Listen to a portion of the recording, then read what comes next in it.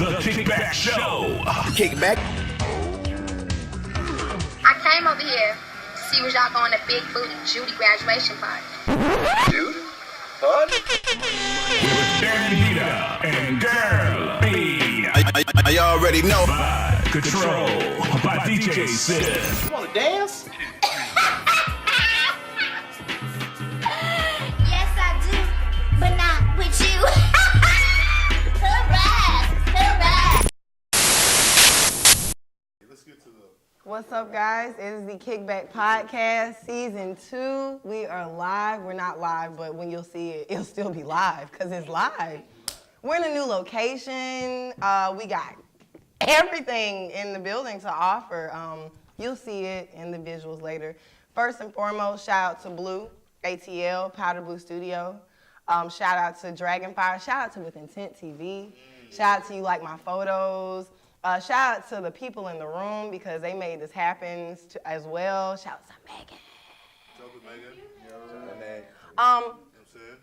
For sure. I want to, what's happening? Sock passe. Oh, for sure. Take a cup.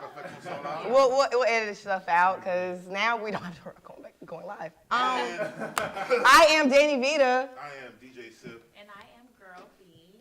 And we collectively formed as the Kickback. Gang, gang. Here's all the post-production. Fire. Yeah. Pyro. Yes. So it's been an amazing year. Yo, it's crazy, man. Like, it's nuts, man. And the year hasn't even really ended for us because March we will have a relaunch.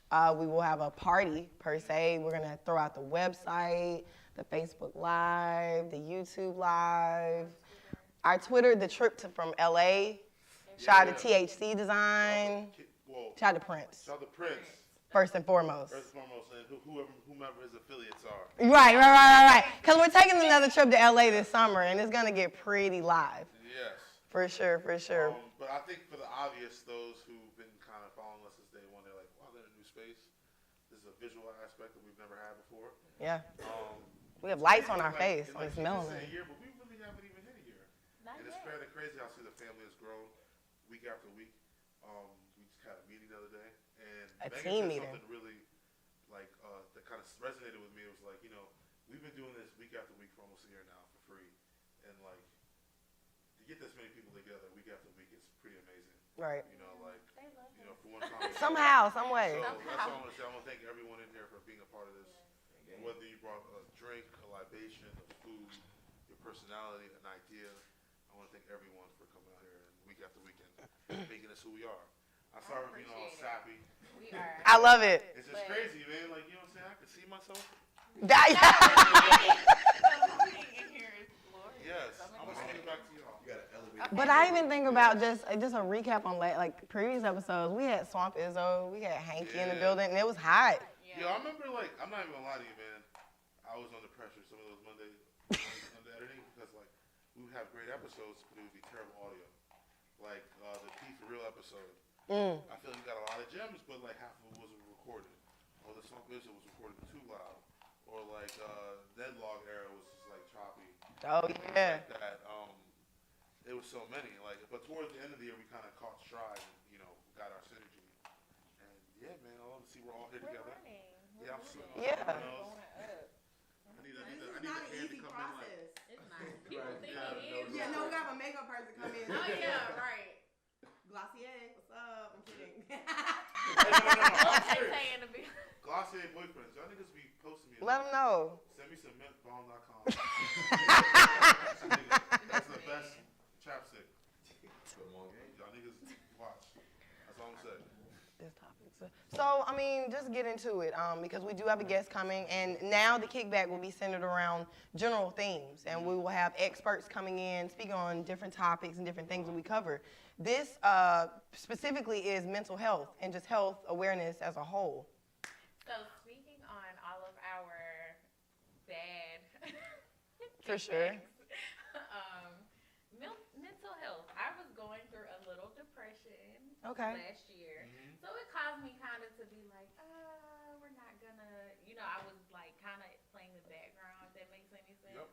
Kind of not feeling comfortable with myself. For sure. And all that shit. So this year is just our year for elevation. I'm so excited. Everybody in here is just making me like. As I drink out of a cup with the show name. Yeah. But yeah, For so sure. We're just, I don't know, I'm excited. You know, and it's funny you say that, and I mean, I'm glad that I'm able to make it aware and to even come out myself. But anxiety was a big thing for me this year, and you know, dealing with it and just still being able to produce a show every week. And it was bigger than me at that point because other people would come to me and they say, you don't know what you did for me. You don't know with this show, that was probably the best show ever. And I'm taking that all in and I'm just thinking like, y'all just don't know what it took. Going through a lot. Just even in our own lives, like. I love that because like when you listen to podcasts, you feel like they owe it to you. You don't really understand that they're real people leading regular lives. Right. We had all issues like I had family issues, family members in the hospital. I didn't disclose to no one because I don't want the pity party. But with that being said, it's like there's real shit going on in each of our lives. For sure. To where like but we still week after week go hard and try to bring and give something to you guys. For sure. Some type of matter of brain food, for the week to kind of help you push on through. Like me personally, I'm suffering from seasonal depression. I fucking hate the winter time. In Atlanta, it's been raining every day. Real shit. I'm in Twilight. Like it's crazy, bro. Like, and it's just like you wake up like, oh, well, let me just put the same shirt on as yesterday. Right, especially if I gotta go to work, same Like, situation. You know what I'm saying? It kind of sucks, and it's just like seasonal depression is real, and I know like the reason why we talk about all these things like it's kind of taboo. Yeah. And African American culture or any minority in culture in the world, whether you be whatever walk of life, we just want to, And every day I'm like learning how to be a damn mama. Yeah. 2-year-old. So I'm like, what the It's been 2 years. It's been 2 years. That's crazy. So that's another thing that I'm kind of dealing with. But we are, I don't know, y'all are my therapy, if y'all don't know. This is my therapy. Smile in here, even though all of us be going through our own shit. Like, seeing y'all every week is like, damn, if I can't make it, I'm going to be fucking mad. I'll be at home jealous. Watching Daddy's live, so We try to keep it alive, girl. It's so exciting though to just see everybody like kind of using each other as a little shoulder to lean on. Yep. For sure, and I want to introduce people at the table because they're here, and especially before we pay some bills, take a break. I have Victorian Prime at the table, creative styling director at the table. If you've been listening over the past year, he has a recurring voices. He has a voice. Especially some of the topics he's spoken about is very needs to be talked about, and it's taboo to be talked about. And I just appreciate you being so candid on camera and microphone because that's powerful right there.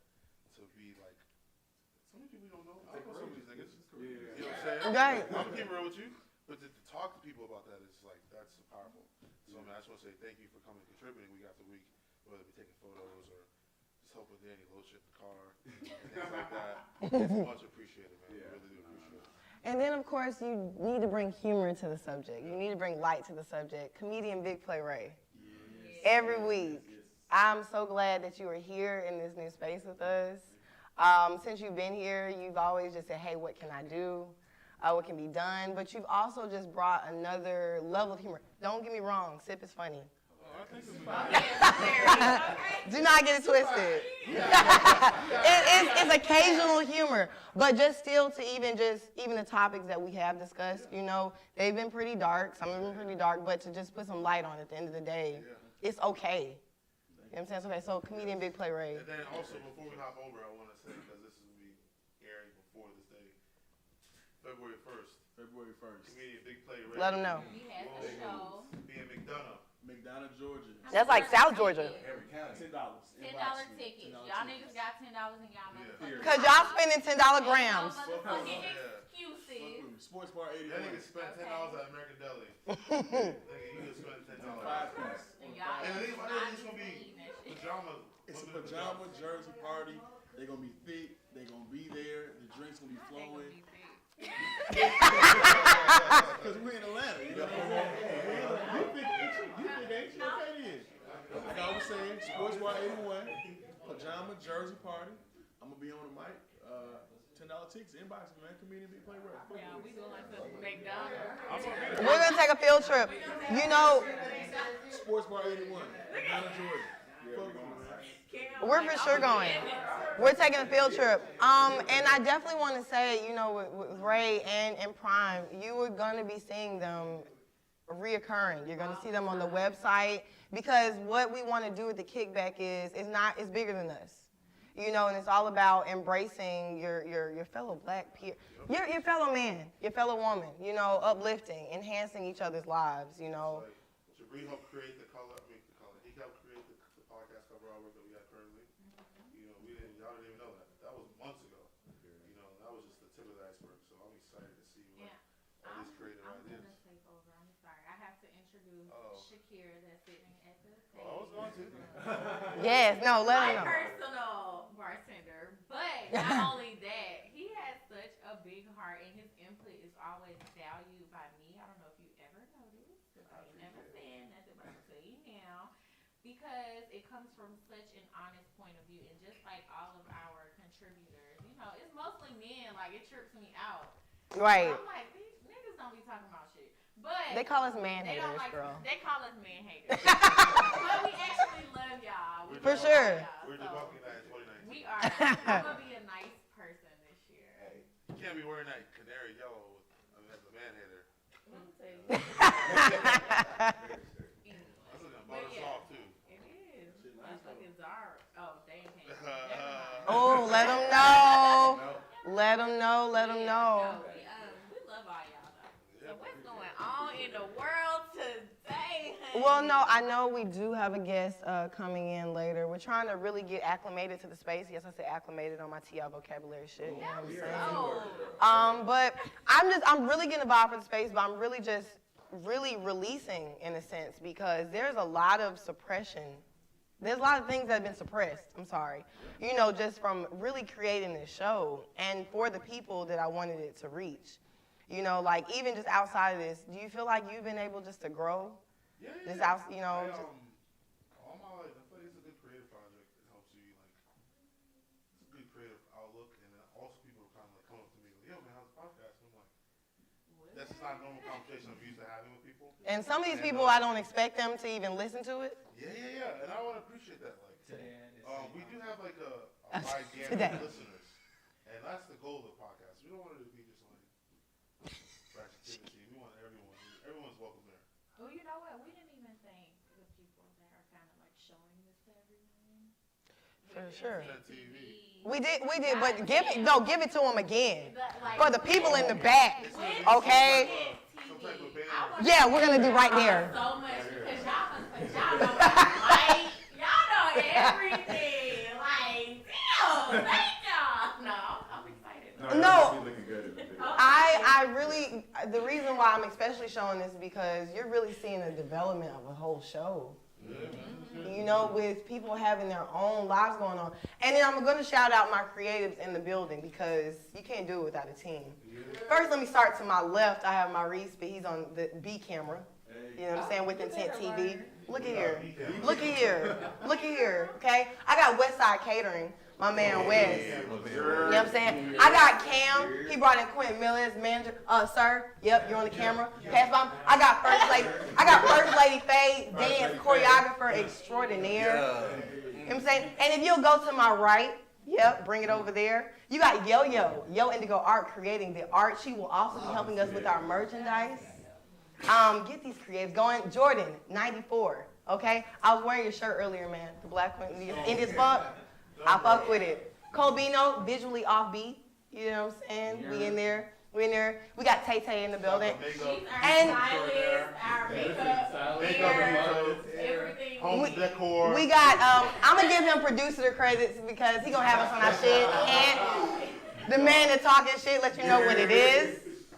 And, yeah, that's for sure. So, Hey, Glossy, for real though. You see the shirt? Wait, no. I want to give it back. Hold on. Roll the camera. Bring that back. All the way back. Of course we ain't. The lady, the queen in the building. Motherfucking Meg. Okay? That's your new name. Put that shit on the t-shirt. I want to address about the show, though, because I know we've given off a very laid-back, kickback vibe. Of course, we had to bring some structure to it, and we're going to have some really popping guests come in here.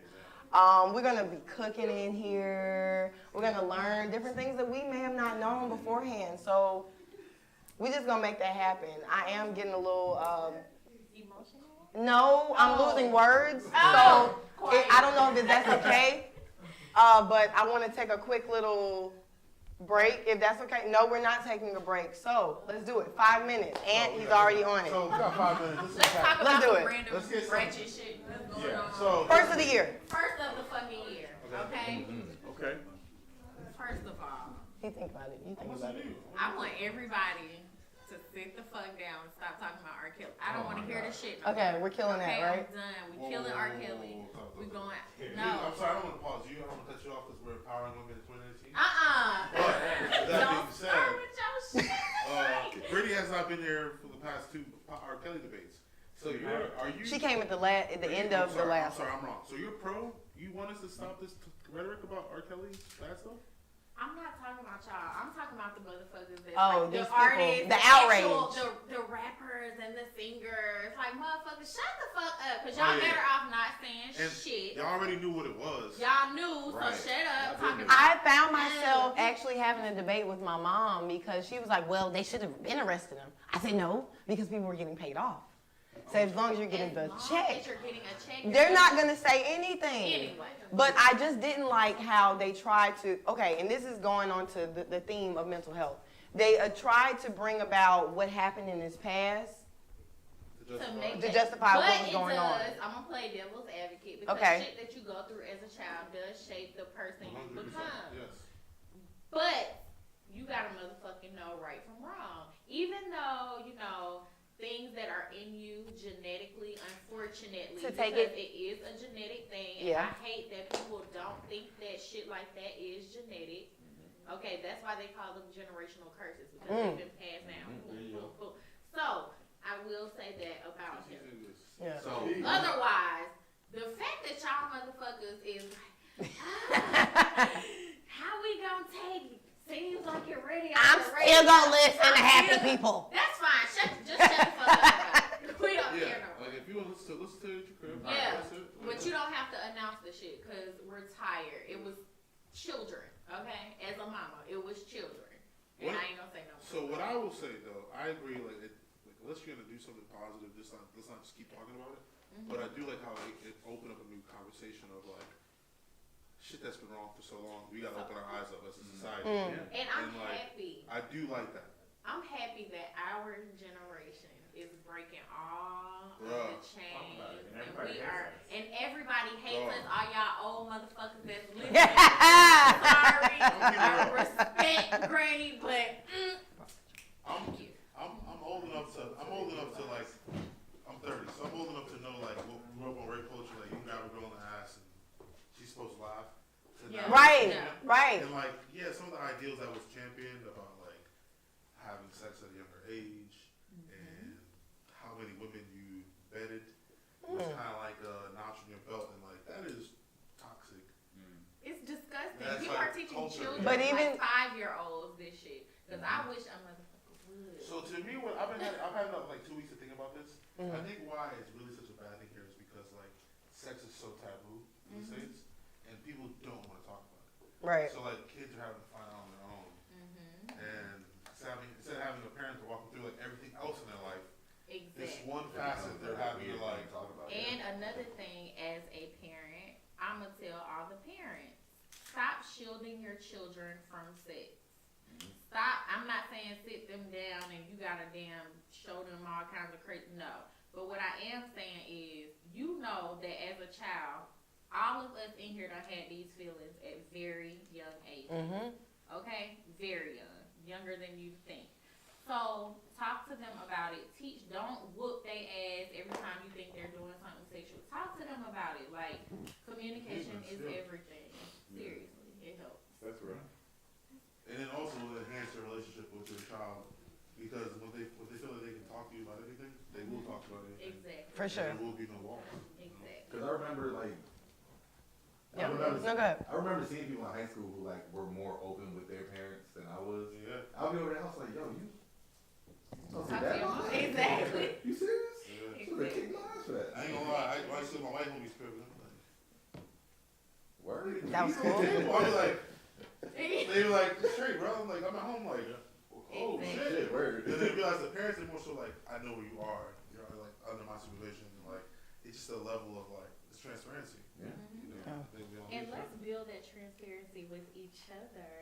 I'm trying to preach this shit. Let's start talking to each other about our real feelings. You want to fuck around, just be honest about it. Oh, wait, I'm going to take a punch at that real quick. It's Kickback Podcast. We're going to pay some bills, get some ads going real quick. Link, subscribe, and follow my YouTube followership. All that. That was, I didn't know, you know that word was crazy. Link, subscribe, and follow. Kickback. Like, link, build, we build and grow, we all that, you know. Kickback Podcast. I feel like they're cousins, apparently. Come sit, boo. She's sitting in between you? Yeah. So, guys, as I get forward back up, we have a new face at the table. Thank you, Play. Oh. So, with that being said, we have a new face at the table, guys. So, on the Kickback Podcast, we talk about a lot of things. And we've been actually toying with the idea of having an episode on this topic for quite some time now. For sure. I know Dani introduced it, and Brittany really championed it. Kind of speaking about what you were talking about earlier in the first segment. So, this is our mental health awareness episode. Yes. And we have a special guest in the building. Jasmine Newsom. Thank you for having me, guys. Absolutely. First of all, thank you for being in our new space. This is like new for us, so get the vibe. Definitely get the vibe. Feel it. Y'all come on, candles. The black people love a vibe. Black people love candles. We love a vibe. We love a vibe. For sure, for sure. So tell the people that don't know where you're from. For sure. So I am from Decatur, Georgia, Okay. and I moved The to East Siders in here. Yeah. East So we moved to Villa Rica when I was like 9. Yes. Yeah, so the country. I was in west. pretty much Alabama actually. So I grew up there, and then I ended up going to Georgia State. Okay. At Georgia State. Shout out to GSU, the real GSU. We here. I was It's okay. I was sitting there like, what's the other GSU? Thank you. Yeah, I used to be a Statesboro though. If ever you need to really figure out which one is the real GSU, type in GSU.com. Let them know, sis. Let them know. Spicy in the comments. Yes, that's it. We still cool, Brittany. Okay, yeah. You still my cousin. You said I'm her cousin. So I was a sociology major at Georgia State, and I was pre-med.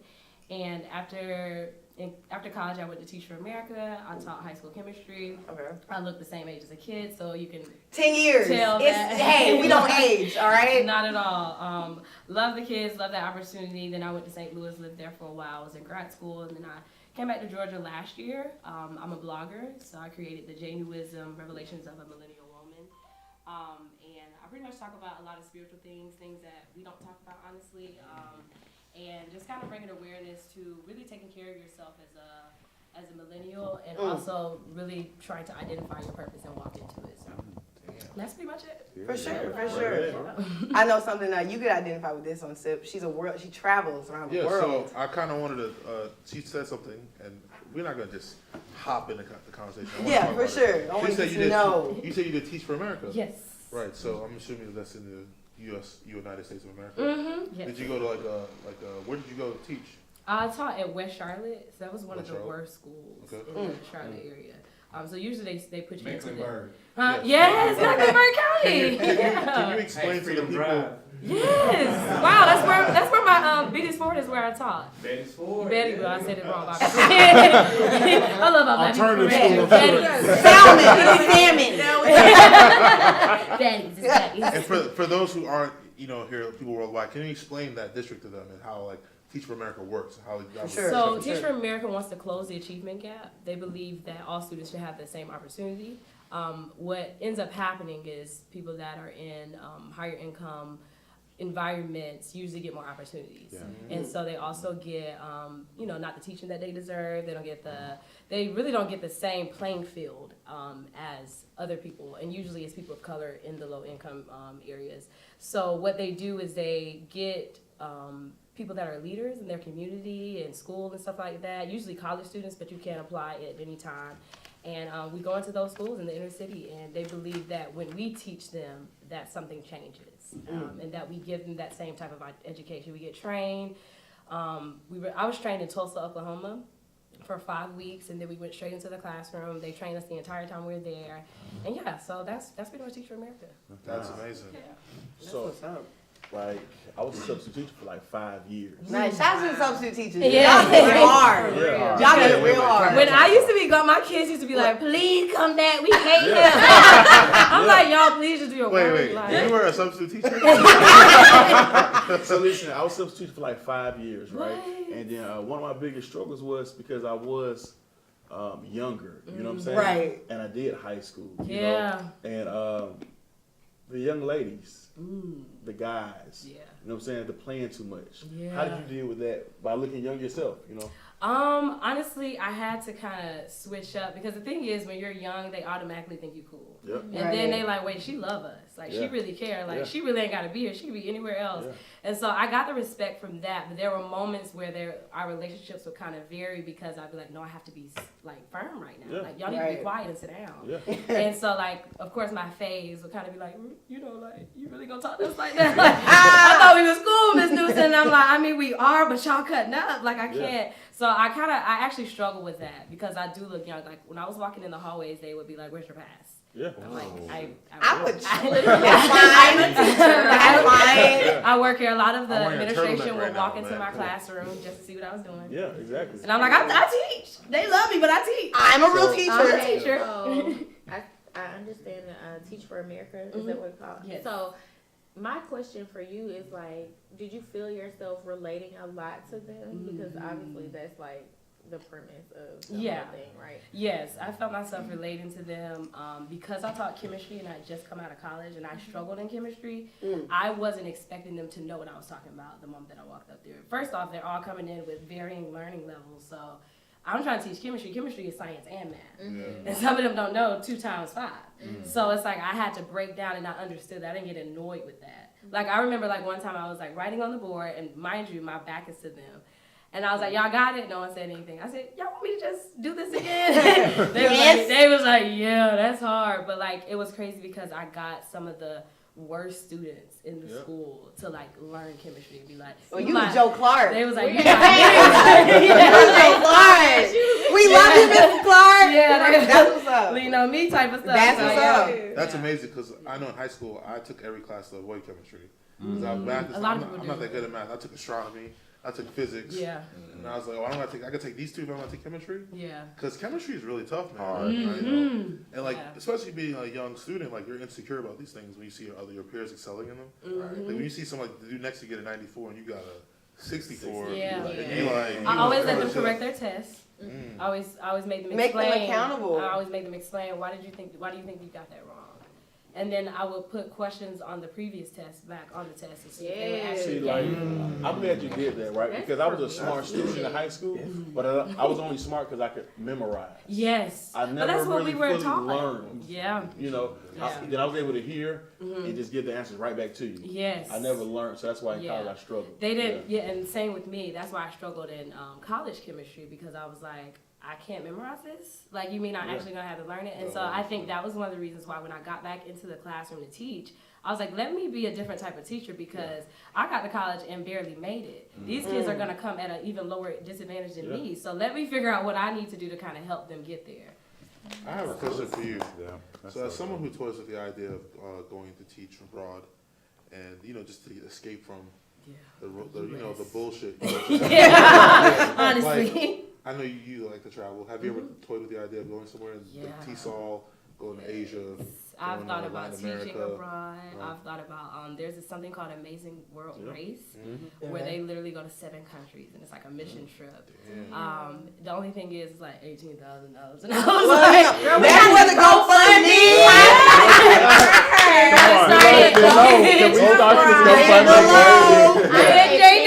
I want you to fucking go. Yes. So I've thought about a whole. Because I know when you're traveling, you have to like, yo, man, I can live out here. I just got to find a way to make money. Yes. You know. And it's easy to make money. Like First off, our dollar's worth so much when you Right. travel. Yes. I literally don't go to anywhere but my dollar ain't worth Same. more because I'm like, I'm not about to pay. You just walked to my next question. So, like, what's some of your favorite places you've been? You know? Yeah, how many countries have you been to? 17. Ooh, girl. Oh, my passport! Black people need to travel. Yes. I thought I was. And we're for everyone, but I thought y'all I need was to get killing out it. Go somewhere. I got 10. Yeah. She Yeah, got that's 17. Oh, that's still Yeah, good. you fucked me up with that, man. Yeah. Girl, I got in the States. I mean, I have 2 out of the States. I might have went to Bahamas one time or two. See, you gotta get it. And see, the thing is, people think they have to have a lot of money to travel. You don't. So I don't know. do you do your traveling in clusters? Like, do you like say I'm gonna go to Senegal, then I'm gonna go to Ghana, then I'm gonna go to Nigeria? I actually don't, and Okay. I wish that I would have in the past, Okay. but like I was working, there was only so much. I was Yeah. barely able to get off, but I'd be like, I need to get off. Were It's an these like your education mission trip. trips? Sorry to cut you off. But Some of them were mission trips. okay. Three of them were my mission trips, and the rest of them were just like travel. Okay. Yeah. Okay. Just I would see a flight deal. That's where I would go. What's your favorite place you've been to? That's really hard. So South Africa was beautiful. Oh man. That was breathtaking. The You know, the motherland. Soweto and all that? Yes, I Millie rocked right in front of Nelson Mandela.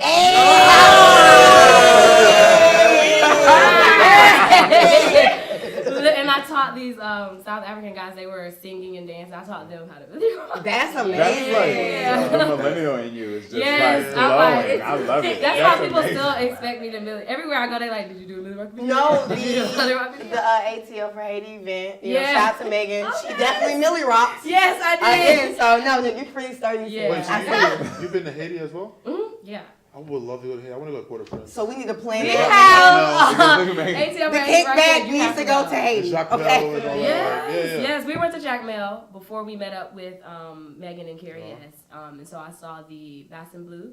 Okay. So those are like the bluest waterfalls. Mind you, they don't show you this part of Haiti because they act like everything Right. is Yeah, poor. yeah, yeah. No, Yes, no, no, there no. is poverty. Yo, I got the hustle on But- Haiti. Yo, I remember in high school when they had the whole the natural disaster there. Yeah, the earthquake. Yes, the earthquake. I didn't want to say the wrong one. That's Yeah, just- no, it's so okay. I remember like I knew a girl whose mom went to Haiti. She was there for like 3 years, and I was like, and on the news everyone's living in tents, and she's like, no, like it's just fucked up, but it's infrastructure there still. Like it isn't like what y'all think it is. No, it's not not. the way they're portraying it. And I always want to go. Like I know about Toussaint Louverture and Jacques Dessalines, like the only black nation to never be colonized. Oh, aside from Liberia. Let them know, Yes. Sim. Yes. Haiti and Liberia. Yeah. And Ethiopia, I'm sorry. Yes. But no, Ethiopia, Italy, Mussolini, you ain't gonna talk about that. But you know what I'm Whole nother saying? conversation. Yeah. Italy, I mean, Yeah, Liberia and Haiti. That's a real Haiti nice. is amazing, but South Africa is probably the most like beautiful country I've been to. Okay, so question. Yes. How do you,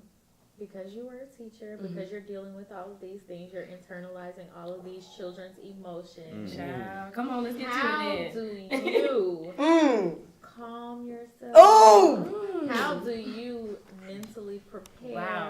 How do you take a break? Because Woo. black people need Take to a know sip. how to not put so much on their own plate Yeah. and like to literally like mellow out. That's for great. a few minutes. I had Oh, to, mate. Ooh, I had I'm to sorry. learn how to say no Okay. and mean it.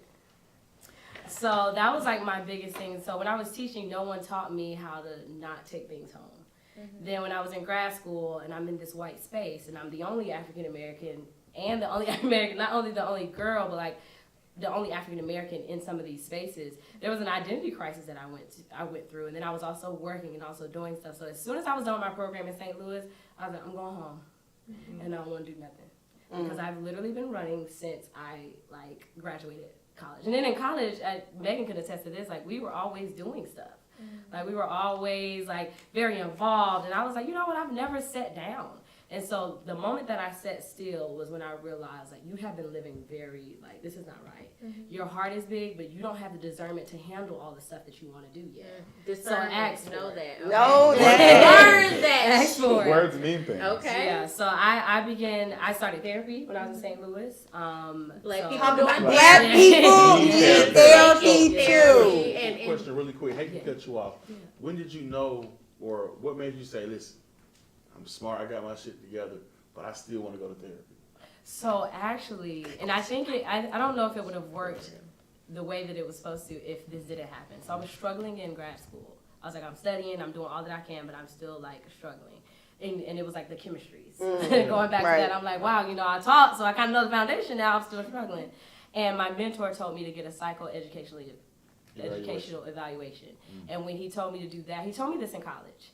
Then he told me again when I was in Charlotte, when I was teaching. Then he told me again, and finally I listened. I was like, what does that mean? See, those words coming from somebody like me and where I grew up from and think the way I think, I'm not about to take a crazy test. Yeah. And so when I heard evaluation, when I heard psycho, I was like, all those words were like buzzwords for me to kind of go into panic. Like, ain't nothing wrong with me. I'm fine. Like, what you mean? Yeah. So I kind of got offended until I was in a place where I was vulnerable enough to say something's wrong.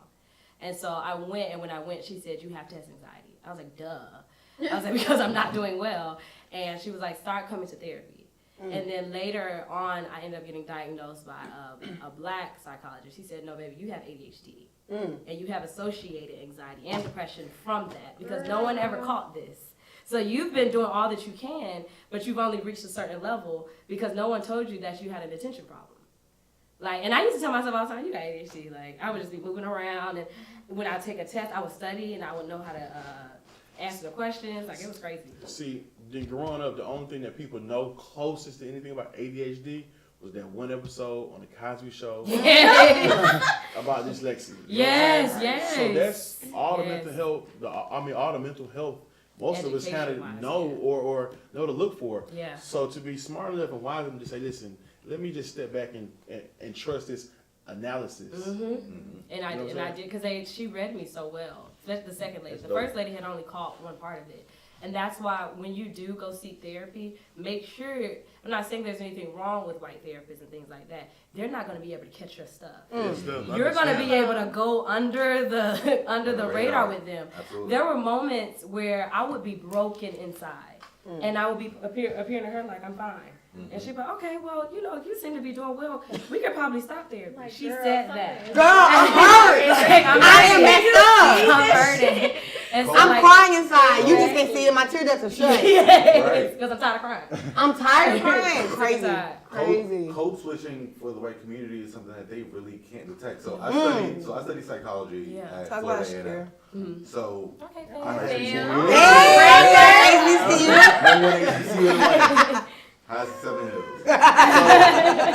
So studying psychology at FAMU, it was interesting because I never thought to seek counseling until I got to FAM, and it wasn't until I started taking courses that I started to kind of see, like, you reading something in class, you're like, oh, what? That dude sound kind of what I went through. Right. And then I started working at a place called Sunshine Manor. So the thing with HBCUs is we have our own like counseling areas, and that actual building was a hospital before FAMU was founded. Wow. So that was like the first black hospital in Florida. Wow. So now you're looking at it, you're walking in this place, and I worked there for 1.5 years. So I was a peer counselor, and I didn't think to seek counseling until I started doing peer-to-peer counseling. I was like, wow, you're coming for help for things that I'm actually going through. I'm sitting like, that's crazy. Trying to help somebody. But the blind leading the blind. It's so easy to like. The reason why a lot of people that, like you're made for a lot, and so you teach and you mentor and you do all of these things, it's so easy to talk about everybody else's problems, but to not talk about yours. Like people that really need counselors need counseling. Because they easily take on the stuff. And what I realized when I finally took a step back, I said, wait, hold up. Yeah. You kind of jacked up too. How about you put that same energy into yourself? Hello. So like, I want you to go. Okay. I have a question too. Everybody get a question, then we're going to get a break. I got my question. Yes. So, I agree. I think counseling, I think everyone should do some type of therapy of some sort. Now, for some people who aren't as forthcoming with like showing their emotional side, like me, like in my mid-20s, I was depressed about shit. But I also I feel like I kind of like unpacked it mentally, but through myself, I found like ways and outlets. Things of being like, all right, I'm being a bummer now. I bought a bicycle and I built it, and I got into cycling, and just finding ways to kind of like, channel that energy in something positive. Yeah. And like, you think is that a possible way to do with therapy? I do believe that is a way, because not only you have to do the work. You go to therapy, you share your stuff, they give you the stuff. You have to go home and do your own work, regardless. You have to find self-care, because therapy will always tell you, well, how have you been taking care of yourself? Yeah. You talk to anybody about these things. I think they work hand in hand. I do believe that despite you finding things that make you happy, talking to someone isn't gonna hurt you. I can't lie to you. I would confide in like my female friends. And like, most guys it's do. generally like I confide in strangers. And it's and a lot of people do though. Like there are people that you don't know that well. They'll tell you their it whole would be life. the female friends that I wasn't the closest with. Mm. So it's like I don't really care if you hold this over me emotionally because you can disassociate. I can disassociate with you that person. So it's like it'll be someone like I'm cool with you, but I ain't that cool with you like that. Yeah. So I would be talking about problems. Peer counseling works because usually you're going to a facility and then you're not talking to like a doctor or like somebody who is your professor's age. You're going to talk to somebody like around your age, like, so bro, what you going through? Like, it's somebody who's like maybe a few years older than you. Because by the time I was transitioning out of FAMU, I was 22. So like most of the people who were coming in, they were freshmen going through like, yo, this is my first time away from my parents and that's trauma. I don't know what to do. And that's traumatic. And you see these kids like going through it, and you're like, you know what, relax. You know. But if we did identify something that might have been a little bit deeper than what we were equipped for, we would say, hey, we need to get you to an actual counselor because this is above my realm. And we have to be very careful with always talking to our friends too. They have a biased opinion, right? They have a biased opinion, but they're either going through the same thing you're going through at the same time, or they have never even touched the surface of that. So you have to be careful with that. And also, if you know that you're going to friends, start to ask them, how are you? Are you able to take whatever I'm about to tell you before I put it on you? Because I'm not about to just load this stuff on you. And this could be the weight that makes the balance go all the way down. I have a thing about that. Like, I know it's maybe unhealthy, but I'm like, I don't tell people my problems because I don't want to hear your problems. Because some people may be too heavy with it. I'm like, bro. And it's like, at least it's being truthful. I don't even know. Like, I'll listen to what you're saying, but I'm not going to tell you what I'm stuck going through. So, you know what I'm saying? It's just like, it's my type of, I don't know if it's like a prideful, like you were saying, growing up in the 90s, machismo culture was like, you just don't, exude those type of feelings. So, it's interesting. I have my question, y'all. Go ahead. Y'all know I'm about to take it there for What? 1 second. Oh wait, because no, we gotta hold on. We're gonna come back. We gotta get a break. Gotta pay some bills. It's okay. Hold that. Keep that same energy. Come on, Jasmine here. We got a little bit of time left. And we're about to break, right? Dani Vita and Girl B. I already know. Control by DJ Sid. You wanna dance? We're back, Kickback Podcast, Jasmine Newsom in the building. Definitely get into the conversation about mental health awareness, especially in the Black community. Brittany, I know you had a question. Go into it, girl. I do have a question for Miss J. What's your question, Y'all know I have to go there. How do you feel about the dating pool and relationships, and how are you balancing if you are in a relationship? I don't want to assume, but since you're like, relationships can be a little struggle on mental health. Yeah. Very toxic. For sure. Taxing, not toxic. Taxing, toxic. You can choose the toxicity. Oh, you can choose the toxicity. But, they can be a light on you. So as a well-traveled woman who's met all of these different types of people, like, what are you doing as far as dating? So funny. I'm single right now. Okay. Are you ready to mingle? I mean, if it's right. Right. I'm in a place where I'm really, really working on myself. I'm learning myself. Key. Because when you learn and you work on yourself, then you go into relationships, there is a risk of being hurt, but you are so aware of yourself that you really know how to love. And so I've kind of reached that place like by myself and just learned a whole lot. Therapy helped, but I also did like a lot of work on my own. I made sure that I healed from things. And because I know that I'm still on that journey, I wouldn't want anyone to join me on that journey right now. I don't think I'm ready.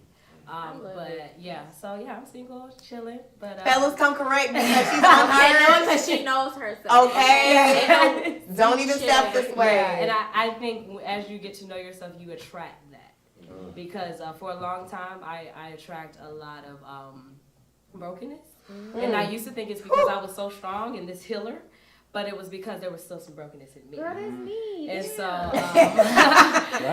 was like, I said, you at least need to, you don't have to be completely whole or healed because I don't think anybody is. We're going to learn something new in each season of our life, but you at least need to be on the journey or on the road to getting somewhere. And you need to be aware that you ain't perfect. You have no idea how you're like preaching right now. I'm preaching. I'm like, let me get my pen and my notes. So yeah, I'm there now. Yeah. Kind of just really learning and growing a lot. So with speaking on learning and growing, we were talking about something earlier about how guys and women, we kind of vary about learning and growing.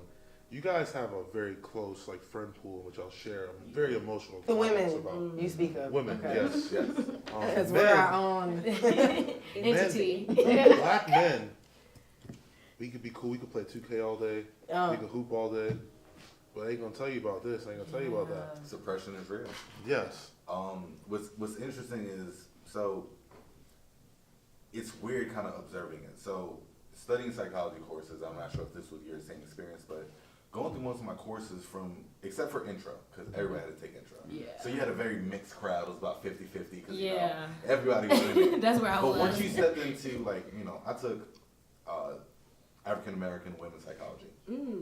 And I was... Yes, black men take it. I like that. I like that. I was one... That should be a pickup line for you. Yeah! I know the woman's mind. I was one of 2 males in that class, and that class had 200 students. Okay. Damn. Almost every other psychology course I took from the time I matriculated out of intro. Matriculated, no. Big words. I was one of the only black males, so it's very, it's interesting to see, like, you kind of interact with your friends and you kind of see, and you understand you have a different perspective. But a lot of my homies, they weren't, if it wasn't me, they were not comfortable talking to another male about what they were going through. Yeah. So what they would do is they would dump all their emotions on women. And then that would lead into a whole other disaster. And that's the problem. Just like I want to speak on that real quick. Come on, speak on it. Go ahead. Go ahead.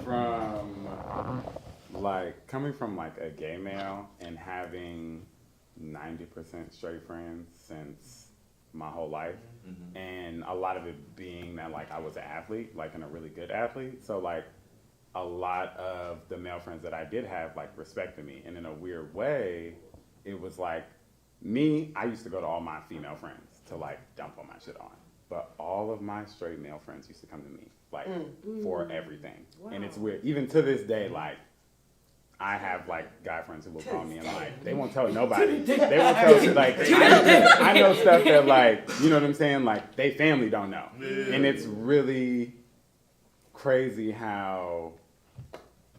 I don't know. They become more comfortable with me, and you wouldn't be that way. And I've only experienced that. See, I know this is myself. Therapy, but why do people do the suppression? I ain't gonna lie, I suppress. Because what you just explained, I do that. It's in our DNA. It is. It's in our DNA. So if you ever watch a slave movie, just for an example, Birth of a Nation, I had to stop because this is too much. Can't either. His wife had gotten raped, and his slave owner let him go see her. But he said, you better be back by the morning, which means he has to deal with this situation at the time. Of course, he's mad. He wants to fight. He probably wants to kill these men, but he has to go right back to work. So we have been taught, this is in our DNA, it's in our genetics. And if we want to go science world, as women, we already got eggs in our body when we're fetuses.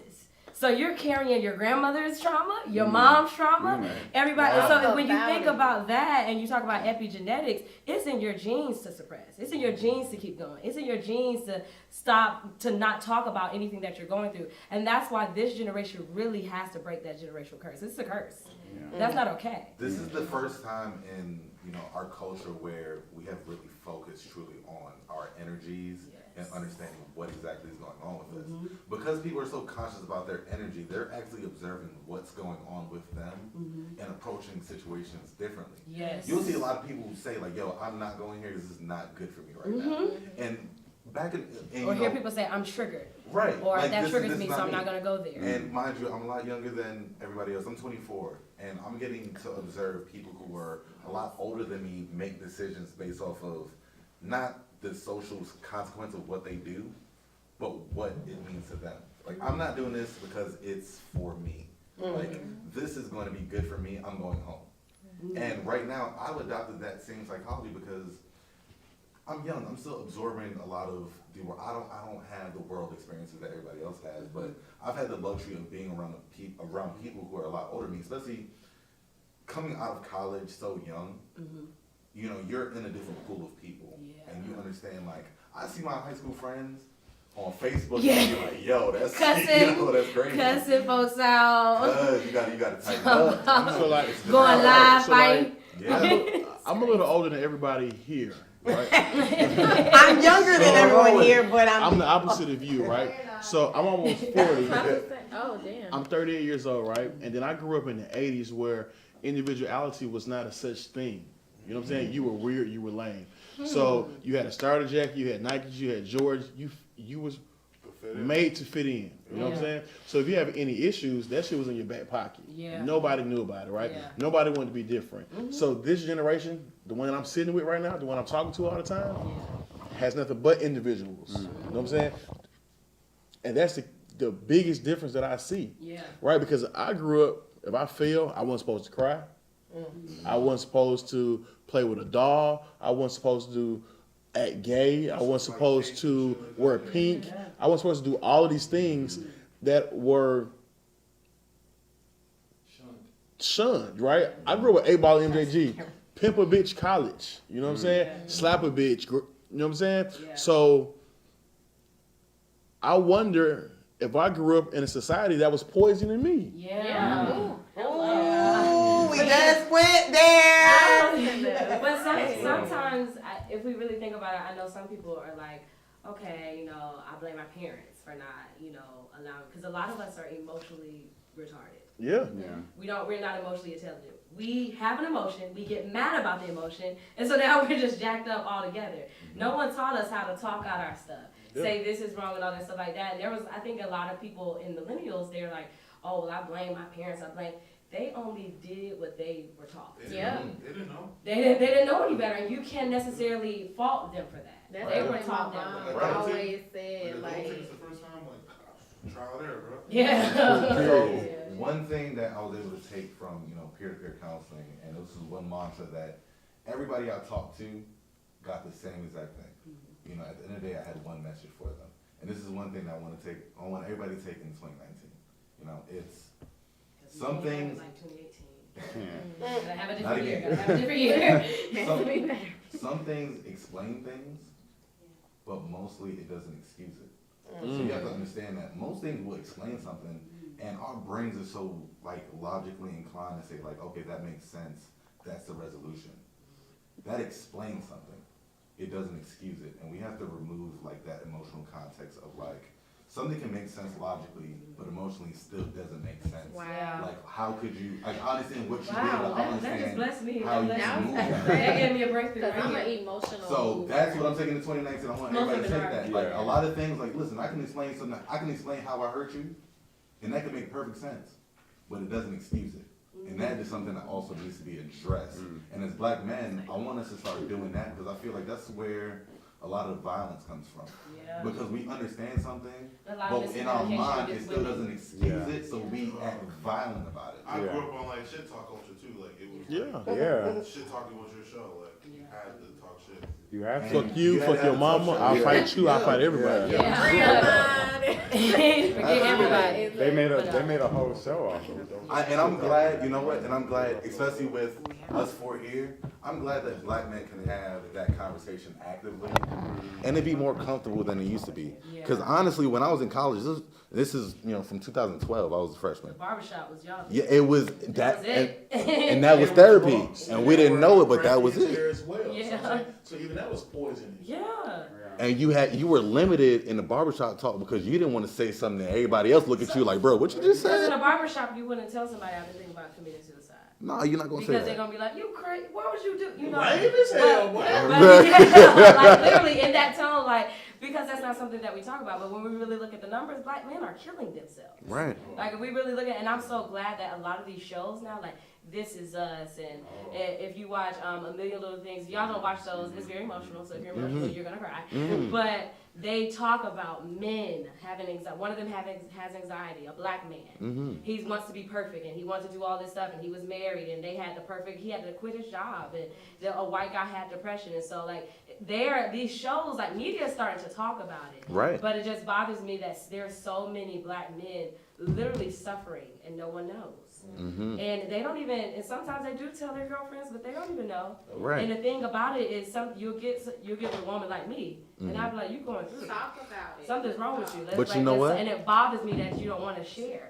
Absolutely. That's me though, and that's something that I was just about to say. Like, bothers me. I try to be that woman to always be like, look, none of us are perfect.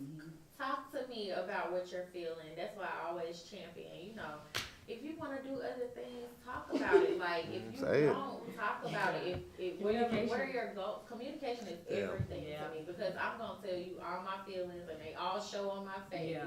So it's just But we have to be patient in that as well, because no one taught us to talk about it. True. This is crazy. We need to make a part 2 for this. I know we've gone into a lot of things. I know, Dani, you still have some things you want to get into. Like, I know we have limited time. Yes, we do. In closing, though, I know with the limited time in closing, I'm going to swing to Dani so she can get her shit off. You had to shit up. No, but we will do a part 2 of this. Okay. If you're more than welcome to come back if you like. We can definitely plan that for next week if you're free. We'll get to that. But Sunday night, yes. Yeah. So I want to thank you for coming. We definitely were able to address key points in the Black people go to therapy, please. Black people, please. All of my friends that was looking at me crazy when I first started going to therapy. It's okay. A lot of them were in therapy, and they're like, do it. My life has changed. Do that. For sure. Nothing that ain't gonna change. It's all right. Talk to somebody. Black men, talk to your friends. Please, talk to somebody. Yeah. For sure. Black men, talk to your friends. Keep the strongest people are really probably not that strong. Talk to your friends. Yeah. Talk to your friends. Talk to your friends. It's nothing wrong with checking in, and I thank you for coming and putting. Yes. We used to be talking to friends because, like, when I said that I was in therapy, all of my friends was like, "What? Like you're you crazy." never told us, because they had been used to me smiling and being around. Like, Tell them what's going on. I've experienced like a close friend committing suicide, like his girlfriend found him. You know what I'm saying? Like, girlfriend had no idea, so it's like talk to your peoples. Yeah, talk to your friends. It's very important. Absolutely. Let the people know. I'll give you your Instagram. Okay, JNewLove, JNewLove. And I have a website, www.jnewwisdom.com. Yes, you can for the subscribe website. to the Go ahead. blog, and I have a therapy blog on there. How therapy changed my life. You'll get to hear more about my story. So. How therapy changed my life.